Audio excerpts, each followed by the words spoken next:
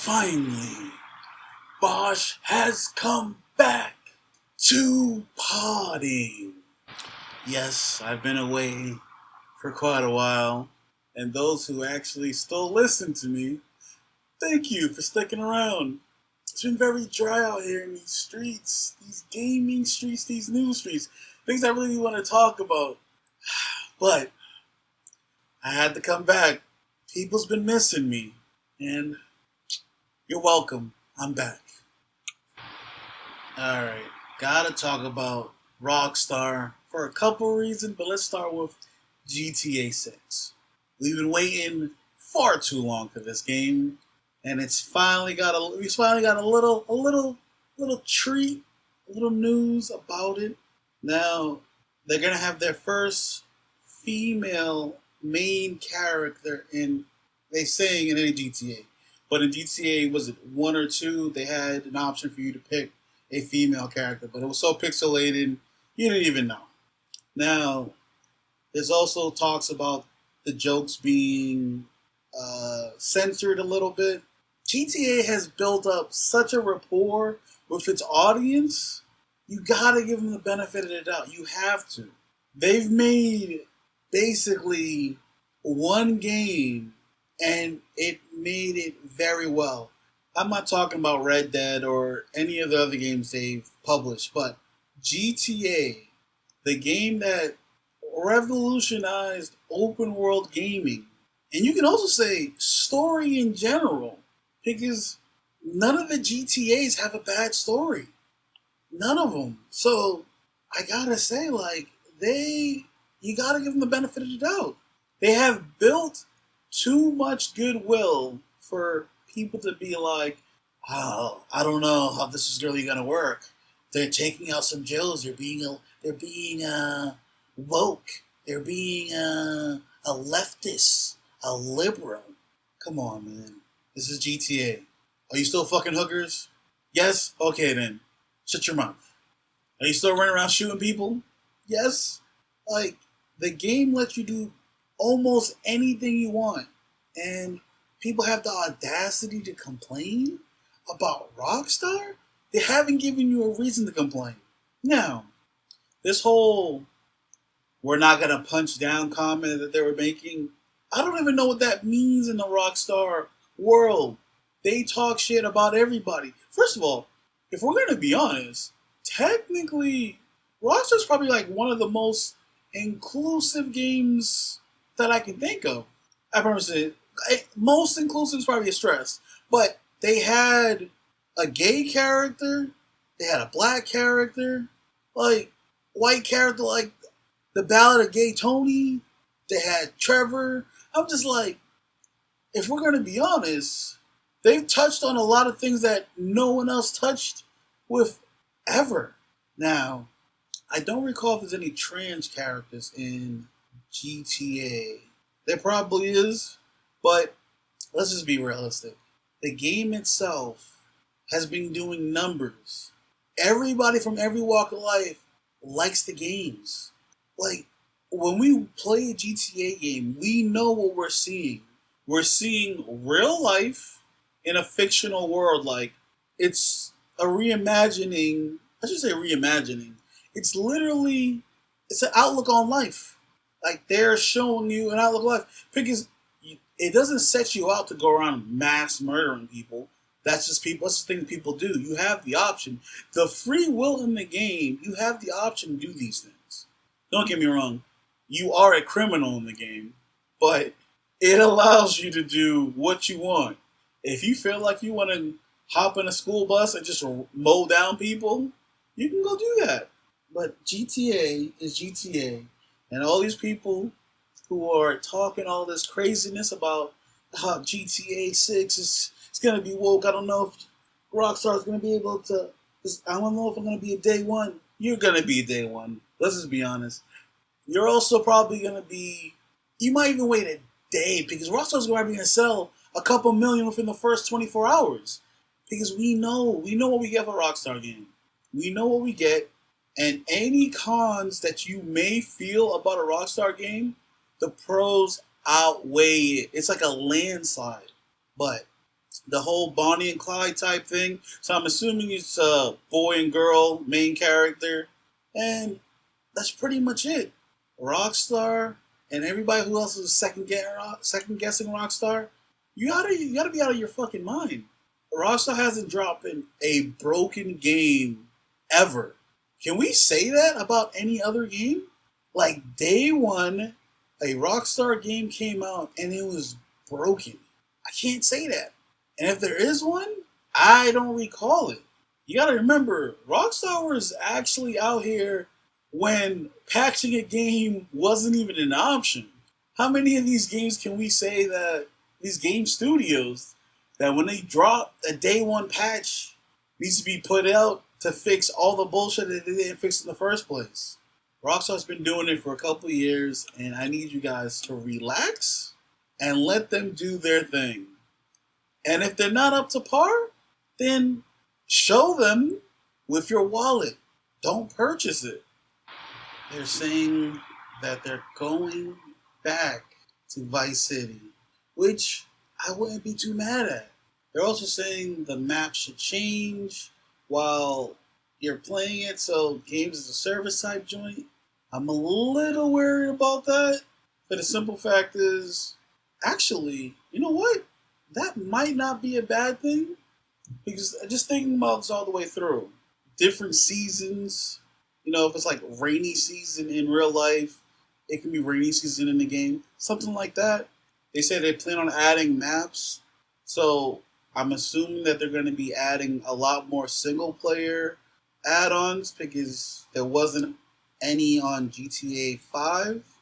But there's been talks about games as a service again, and I'm not too fond of games as a service, but if Rockstar is able to figure this out, I don't think they need to make it as a game as a service.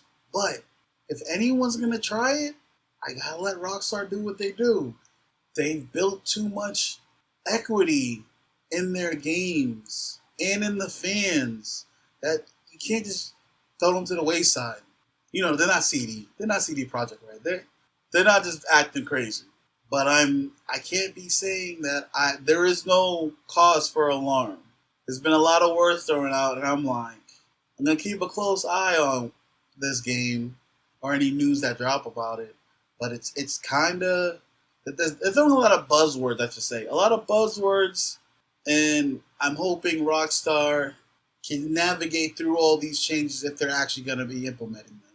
Now, while I'm down in these YouTube streets, I was watching a video of a guy who remade Bully in was it in freaking Unreal Engine. This shit looks fucking gorgeous. You gotta ask yourself, why didn't it come back to Bully?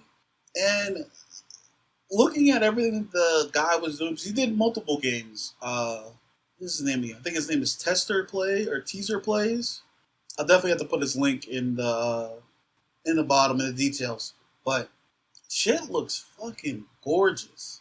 I was just blown away how it looks, and you gotta wonder, why don't a lot more games do this? Rockstar has the equity. GTA did just recently drop the trilogy, the original trilogy collection, with the HD boost, whatever they want to call it. If they would have did a remake from the ground up, at least the way that this guy presents it, this is a game changer. This shit looks crazy. Graphically, just everything. Everything involved just looks crazy. And I gotta say, like, he really did something with this. Like, I'm looking at the comparison video, and it looks fucking gorgeous. I know that Rockstar doesn't actually want to spend time on their older games and really bring them back, because the remaster, the HD remaster they did for the trilogy, they were okay, you know, but it wasn't like a full-fledged remaster, or I should say remake. It's a remaster. It's not a remake. So, you know, they upped the graphics a little bit, did as much as they can, and then moved it along. All right, but a game like Bully, and people have been asking for Bully 2 for a while, if you're not going to invest in like a a whole nother story, remaking Bully with the Unreal Engine 5. I might have the video in front of me so I know what it is. It wouldn't be a bad thing. Bring back Bully, and then you can really gauge if you want to actually continue a story. Now, the thing with Bully, I don't know. I didn't look too far deep into why they're not making another one. I probably should. I'm just gonna go off the top of my head right now. This is all feelings, no facts.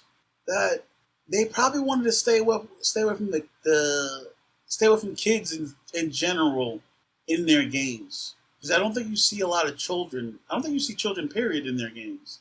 So they probably wanted to stay away from that with doing all the things that they were doing. Now, I know Bully, it's basically you're a kid in a prep school and whatnot, but they can move past that and have, if they were to drop a Bully 2, make it in college. But I don't know. Maybe they shouldn't rely on a Bully 2 per se. They should do world building, as they're saying in Grand Theft Auto 6, instead of doing a Bully when you just do kid shit, or you can actually grow with the character.